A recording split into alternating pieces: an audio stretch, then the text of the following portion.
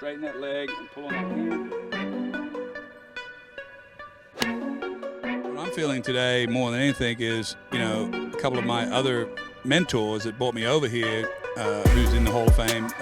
Steve Elkington just named the 6 golfers he claims to hate the most, and trust me, this list is pure chaos. But what makes this story wild is not who he hates. It is how every single one of these feuds exposes Elkington himself. From a 1995 PGA champion with a famously smooth swing to a serial controversialist now known for racist tweets, homophobic jokes, and petty online wars, Elkington has turned his legacy into a cautionary tale. His hatred for others says far more about his own downfall than about any of his rivals. Steve Elkington was legitimately talented. Tom Weiskopf once called him the best in the game. He won 10 PGA Tour events, including 2 Players' Championships and the 1995 PGA Championship. He was a student of the game with a swing so smooth it became legendary. Golf purists studied his technique. His peers respected his ability. But despite all that talent, the press labeled him a nearly man because he had a tendency to fail to step up in the majors when it mattered most. That quiet, underachieving champion, he's gone. What replaced him is a frequent controversialist, an obnoxious boor, a laptop bombardier engaging in a blizzard of Twitter-inspired controversies. His reputation today is built on his antagonism. The man once known for elegance on the course became infamous for ugliness online. Before we get to his feuds with other players, we need to talk about what made Elkington a serial controversialist. In 2013, while competing in the Senior British Open at Royal Birkdale, Elkington went on a potentially racist Twitter outburst. He posted derogatory tweets attacking Southport, England, describing it as full of fat tattooed guys, trash, and Pakistani robber guys. He tweeted that a couple caddies got rolled by some Pakis. The use of Paki, a racial slur in Britain, triggered an investigation and led to potential disciplinary action. Elkington required a police escort for his 3rd round. His apology claimed that being Australian, he was unaware his language would cause offense. One media outlet dismissed that as a stretch. Months later, Elkington posted a vile joke hours after a police helicopter crashed into a Glasgow pub, killing 10 people. He tweeted that locals report no beer was spilled. Then came the 2014 Michael Sam incident. Elkington posted a homophobic comment about Michael Sam, the first openly gay NFL draft prospect. The tweet said ESPN was reporting Michael Sam is leading the handbag throw at the NFL Combine. The PGA Tour declared it conduct unbecoming a professional and clearly inappropriate. This led to the silence of Steve Elkington, where he was rendered a shadowy figure on Twitter. Years later, Elkington confirmed the PGA Tour had suspended him for 2 weeks and fined him $10,000. Before we dive into the list, comment below. Which golfer do you think Elkington would put at number 1? And while you are here, hit subscribe so you don't miss the chaos ahead. When asked if he regretted his offensive tweets, Elkington was unrepentant. He stated that a lot of people are tired of all the political correctness. This self-styled anti-PC stance serves as the foundation for his consistent pattern of public antagonism and his feuds with the sport's biggest names. So let's get into the 6 golfers Steve Elkington hates the most, starting with the generational clapback that humiliated him in front of millions. Rory McIlroy, the generational clapback. The 2017 Twitter feud with Rory McIlroy was a masterclass in a modern superstar destroying a veteran's critique. After McIlroy's missed cut at the 2017 US Open, Elkington issued an unprompted critique. He tweeted that Rory is so bored playing golf, and without Tiger, the threshold is probably 4 majors with $100 million in the bank. This encapsulated Elkington's thesis that modern players have been softened by wealth. McIlroy delivered a perfect response. He quote tweeted Elkington saying it's more like 200 million. Not bad for a bored 28-year-old, and plenty more where that came from. Crucially, McIlroy attached a screenshot of his own Wikipedia achievements page. This was a flex that used a digital artifact to go scoreboard and fact-check Elkington's lazy assertion. Elkington attempted to pivot to a moral argument, replying that Jack won 18 majors and never mentioned his total cash. This set the stage for McIlroy's knockout punch. That's why Jack designed hundreds of golf courses, and it's new. Mustn't have taught grammar in the 50s. The final grammar comment was a calculated generational attack, publicly relegating the 54-year-old Elkington to a bygone era. McIlroy quit Twitter as a direct result. He stated that it's not what was said, it was who said it. A former player that has won a major? That's sort of why it got to me. The criticism stung because it came from a fellow PGA champion. Rory won that battle, but Elkington's bitterness cost golf one of its most engaging voices on social media. Bubba Watson, the long grudge. The feud with Bubba Watson is one of Elkington's longest running, originating in a direct confrontation that festered for years. The animosity began at the 2008 Zurich Classic of New Orleans. Watson grew frustrated with what he perceived as Elkington's deliberate slowness. Sources reported that when Bubba was ready to hit, Elk would take off his glove, mess with his clubs, or start walking. The tension snapped. Watson let an expletive fly, telling Elkington that veterans can kiss my ass. The incident escalated to the scoring tent, resembling an episode of Jerry Springer. Elkington initially threw the scorecard down and refused to sign Watson's card, a move that could have led to disqualification. After officials intervened, Watson took full responsibility and offered public apologies, later claiming he and Elkington Elkington hugged it out. For 5 years, the feud was dormant. In 2013, Watson faced criticism for berating his caddy. Elkington saw an opening to reignite the feud. He tweeted that Bubba rips caddy, but that was nothing. How tough can you be anyway with your shirt buttoned to the top? This tweet came 5 years later, was unprovoked, and attacked Watson's appearance. This reveals Elkington held a deep grudge. His 2008 stance about etiquette was exposed as hypocritical. Elkington, who refused to sign a card over etiquette, had no problem ridiculing a fellow major winner on Twitter. The grudge never ended. It just went underground until Elkington could strike again. Ian Poulter. Elkington is a penis. The conflict with Ian Poulter demonstrates the rapid and total collapse of Elkington's reputation among his peers. The feud, which spanned just a few months in 2013, shows Elkington's status degenerating from condescending veteran to locker room pariah. This is where his career truly bottomed out publicly. This feud ignited in August 2013, just 1 month after Elkington's racist pack his controversy in Southport. Poulter, frustrated with hecklers, tweeted that players should be allowed to taser every Muppet who shouts out something stupid. Elkington, adopting a condescending tone, publicly corrected him. They're called patrons, not Muppets. Poulter's reply demonstrated that Elkington's reputation had already bottomed out among the players. He shot back telling Elk to go crawl back under that rock of yours with all your mates. Poulter then polled his followers asking if everyone in pro golf hates Elk or is it just 99% of tour players, adding that he's sure someone likes him. The fact that Poulter felt comfortable publicly polling about hatred for a former major champion shows how far Elkington had fallen. 3 months later, Elkington posted his vile joke about the fatal Glasgow helicopter crash, saying no beer was spilled. The reaction was swift, but Poulter's was the most blunt. When a Twitter user alerted him to the remark, Poulter provided a definitive summary judgment of Elkington's character. Not surprised, Elkington is a penis. Poulter was not alone in his condemnation. Fellow Ryder Cup star Paul Lawrie, referencing both the Southport and Glasgow incidents, tweeted that he doesn't really know him, but after Birkdale and Glasgow comments, he doesn't want to. #sadman. This two-part feud serves as a timeline of Elkington's reputational freefall. The crawlback under that rock comment in August shows he was already considered a pariah by his peers. The Glasgow joke in November simply gave Poulter the justification to state publicly what was clearly the consensus of the locker room, the 99% of tour players. Elkington was no longer a respected, if controversial, major winner. He was simply, as Poulter so bluntly put it, a penis. Tiger Woods, the one-sided obsession. Elkington's relationship with Tiger Woods is not a feud, but as the initial query noted, a one-sided rivalry. Elkington, the critic, has maintained a years-long, obsessive, and often crude commentary on Woods, the target. This dynamic is notable given their shared history. In 1997, Elkington and Woods were peers. A Sports Illustrated report from the 1997 Honda Classic noted that Woods helped Elkington get a grip on his game during a clinic. Weeks later, Elkington was present for the fallout from Woods' controversial GQ article, where Elkington ruined the tournament for everybody else with a runaway win. They existed in the same competitive space, two players at the top of their games. In the modern era, Elkington's commentary has shifted from that of a peer to that of a parasitic critic. He persistently analyzes Woods' demeanor and struggles. He uses Woods as a benchmark, either to praise other players, like comparing Bryson DeChambeau's potential to Woods in '97, or, as seen in the McIlroy feud, to criticize them, saying without Tiger the threshold is lower. But Elkington's commentary frequently crosses from professional analysis into crude personal attacks, specifically alluding to Woods' personal scandals. In a likely deleted tweet, one user paraphrased Elkington's crude comment, saying if Tiger Woods bangs a $50 whore, that secret doesn't stay secret very long. This type of remark exists in a fraught context, as other players like Fuzzy Zoller and Sergio Garcia